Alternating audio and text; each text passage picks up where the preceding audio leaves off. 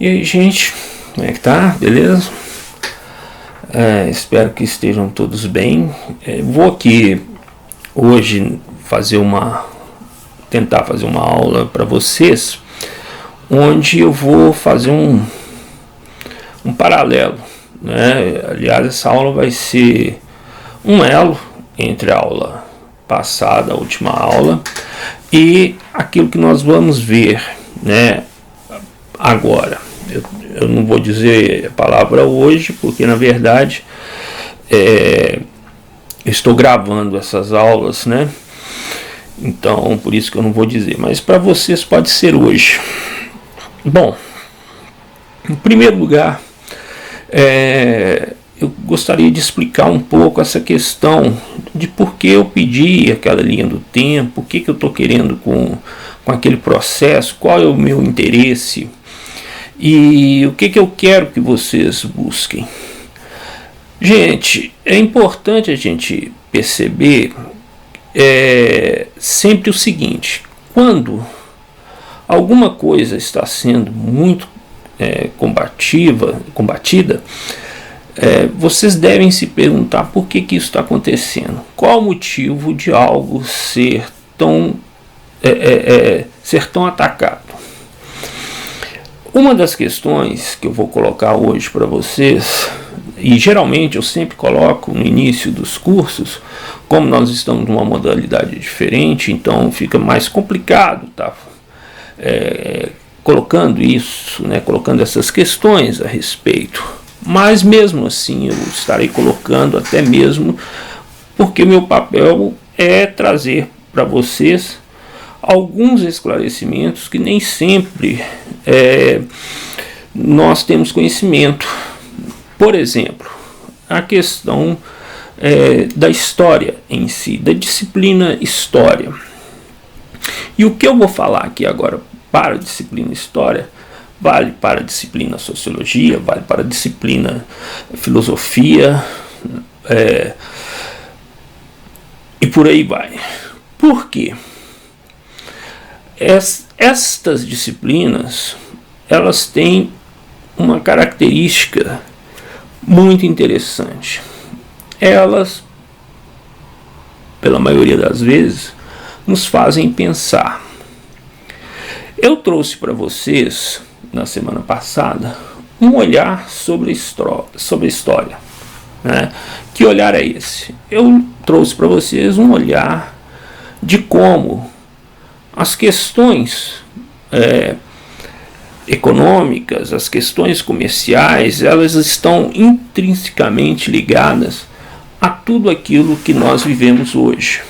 Né? Na verdade, o que você tem é o quê? É um interesse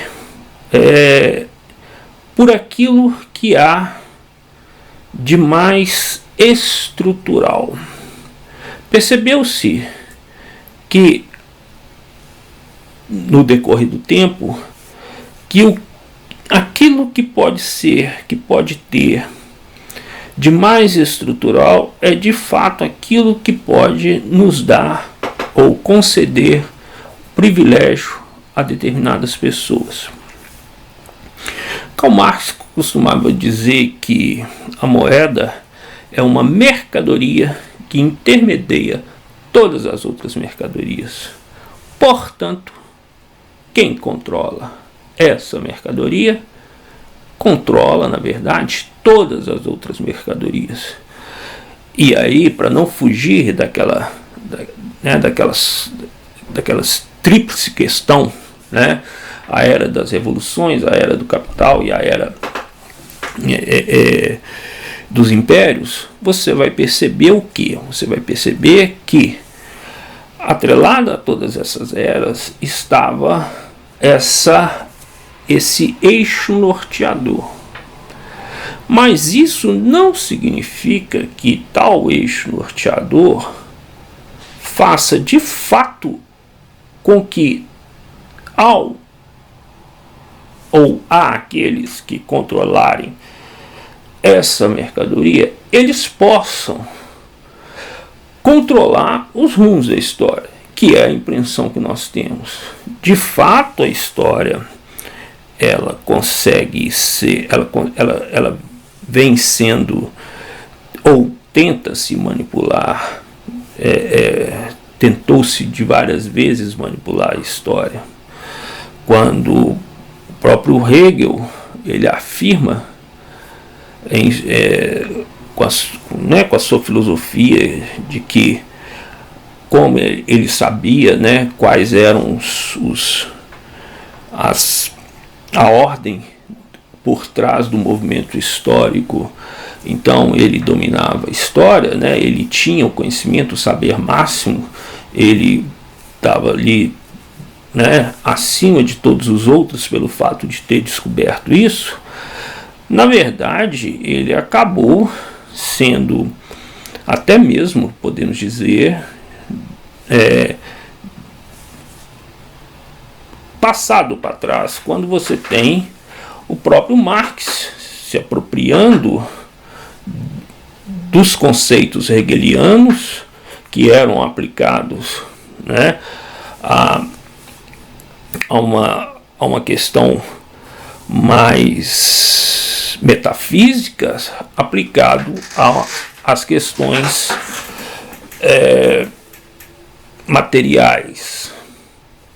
Isso também não faz com que essa sacada marxiana, vamos dizer assim, não faz dele o grande, né, arauto da história. Ele teve contribuições infinitamente importantes, mas nem por isso ele passou a nos dar as chaves que vão controlar todos os caminhos históricos. É preciso a gente entender que todo aquele que quer controlar, de uma certa forma, acaba se tornando, né, controlado. Então, e sempre você vai ver o que? Você vai ver vieses históricos atravessando, né, aquela linha que a gente imagina, aquela linha histórica, por um lado, por outro, em diagonal ascendente, em diagonal de todas as formas, atravessando, indo em paralelo, atravessando em uma linha reta, subindo, descendo. É como se a história não pode ser vista, basicamente, nem mesmo como uma rede de entranhamentos e pontos nodais definidores.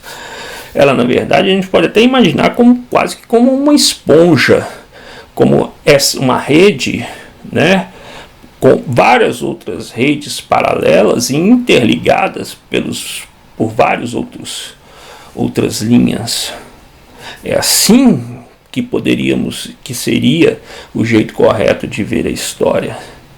Para não cairmos no erro de falar a história é cíclica, a história é circular, não, a história é múltipla. Só para que vocês possam ter, né, uma ideia dessa multiplicidade, esse olhar que eu trouxe para vocês, ele vem justamente reforçar as nossas aulas que veremos agora a respeito da Primeira Guerra Mundial, por exemplo. E aí eu deixei aqui à mão alguns livros, né? Tem um que eu não terminei de ler, até porque ele é complicado de sair carregando para cima e para baixo. Esse autor muito utilizado na academia chama Fernando Brodel, né? Aqui vocês podem ter ideia da dimensão do trabalho dele, que é uma tese sobre o Mediterrâneo na época de Filipe II. Ou seja, ele traça todo um período cujo pano de fundo, o ator principal desse processo é quem? É um ente? É um homem importante? É o povo? Não. É o mar Mediterrâneo. É o mar Mediterrâneo onde, no período de um ator secundário, que é Filipe II, surge como o grande protagonista. E é nesse papel inconsciente de protagonista assumido pelo mar Mediterrâneo, que todas as coisas se desenrolam. Mas aí que está a grande questão. Quando você retira estas disciplinas, né, ou mina de alguma maneira essas disciplinas nos conteúdos, tenta apagar cada vez mais, desde que eu estou trabalhando, eu vejo principalmente a disciplina de história só desaparecendo cada vez mais, né? Antes era 3 aulas, agora são 2, depois, né, agora criam outros projetos. Você vai vendo esse desaparecimento. Por que esse desaparecimento? É para que sejamos, na verdade, talvez, como o mar Mediterrâneo, né? Sejamos atores, mas atores inconscientes, não protagonistas. Isso é muito sério. E aí temos outras formas de ver a história. O próprio Hobsbawm trouxe as suas eras, né? A sua pequena era divididas em outras eras menores ainda, onde eu também dou uma ênfase nesse processo que o Hobsbawm nos traz de maneira inteligente, mas ele também traz uma questão que é o quê? Que é a invenção das tradições. A invenção das tradições também pode ser um eixo norteador de como podemos enxergar a história, mas sempre tendo em mente que, ao buscar, né, estes vários olhares, o que nós buscamos, na verdade, é o olhar que venha a ser condizente com a realidade. É a busca da realidade, né, de se aproximar ainda mais da realidade. Alguns absurdos têm sido feitos na história. Há pouco tempo eu fiquei sabendo que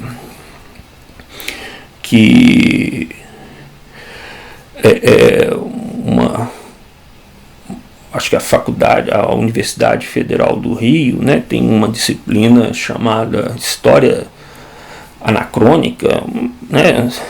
Eu fico imaginando o que é dado nesse curso, né?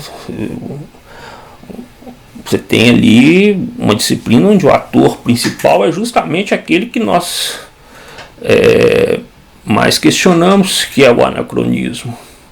Mas tudo bem. O François Doucet fez uma outra obra, também, sem dúvida nenhuma, uma obra grandiosa, que é essa aqui, a história do estruturalismo. É um box também, com 2 livros, onde ele vai, na verdade, ele vai falar dos pensadores, né, que estão por trás do estruturalismo, desde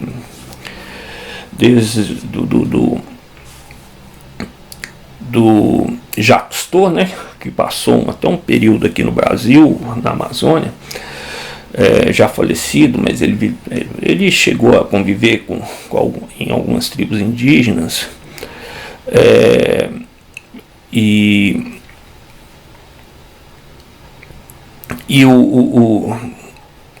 não é Jacques Cousteau, não, perdão, deixa eu ver aqui, eu estou confundindo Jacques Cousteau.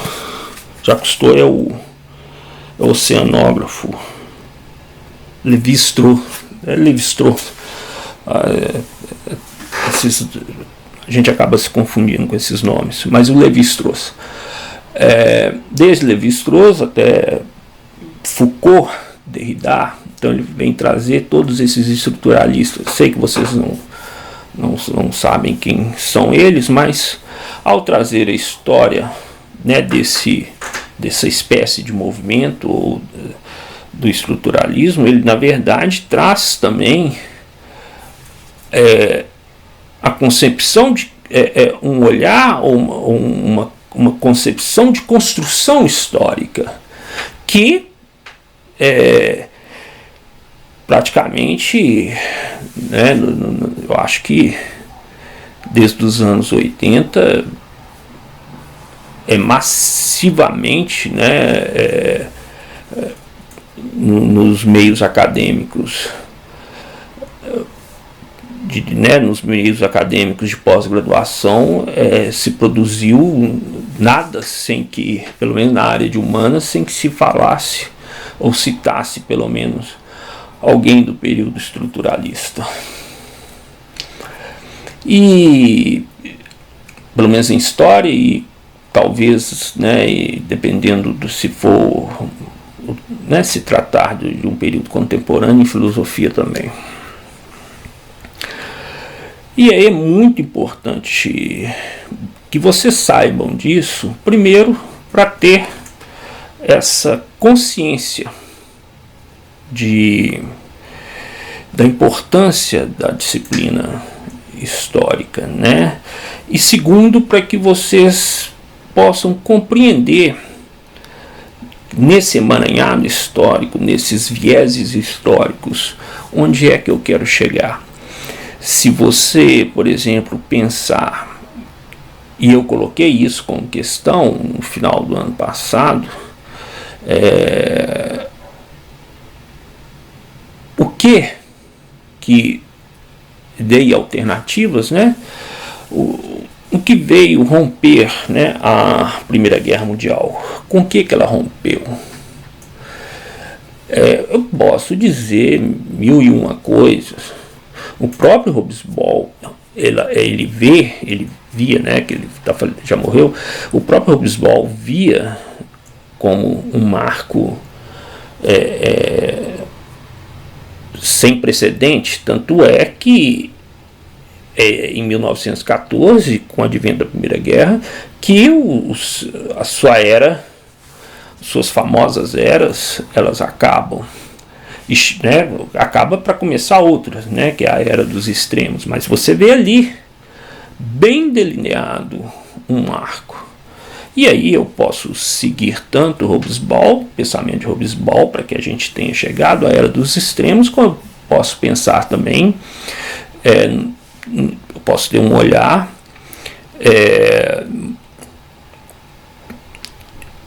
onde eu tenho, junto com as tradições inventadas, por exemplo, famílias inventadas, uma nova aristocracia burguesa. Eu posso pensar isso, tanto é que a própria aristocracia, ela de fato, ela se enfraquece muito e perde toda a sua pompa, ali durante a Primeira Guerra Mundial. Se você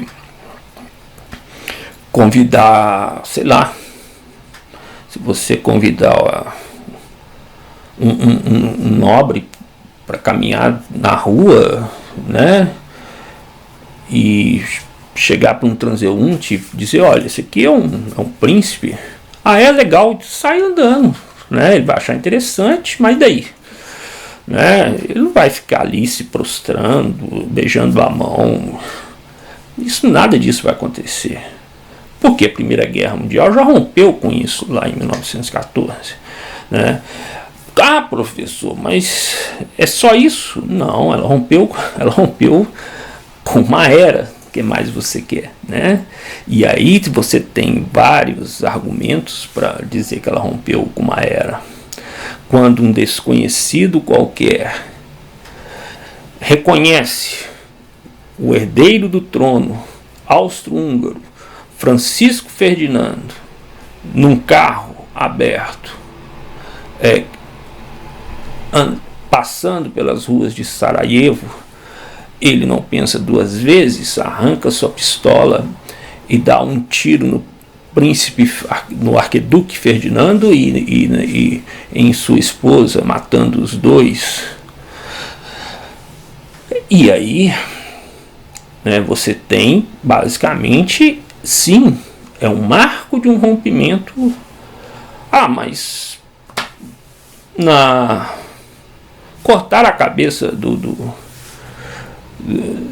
rei e de Maria Antonieta na Revolução Francesa, mas o rompimento que foi estabelecido com a Primeira Guerra Mundial e a aristocracia nunca foi tão forte como o daquele tiro que matou o arquiduque Ferdinando.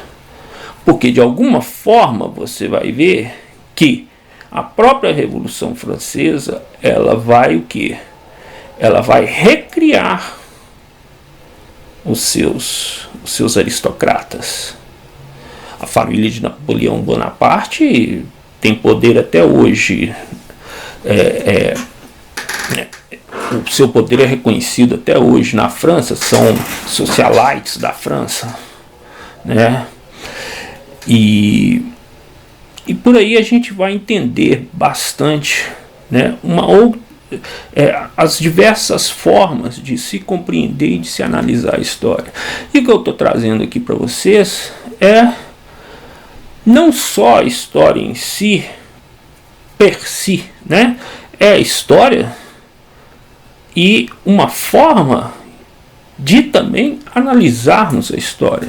Do que adianta você decorar a história se você é incapaz de analisar essa história?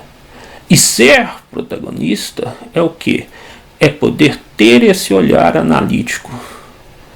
Eu não estou dizendo de multiplicidade de verdades, eu estou dizendo de que multiplicidade de olhares para que se chegue àquele mais sensato, aquele que condiz mais com a realidade. Porque sabemos que sempre as estruturas de poder estão por trás da construção histórica. Sempre. A construção dos processos históricos, elas sempre estão atreladas com estruturas de poder. Isso em qualquer época, isso em qualquer período.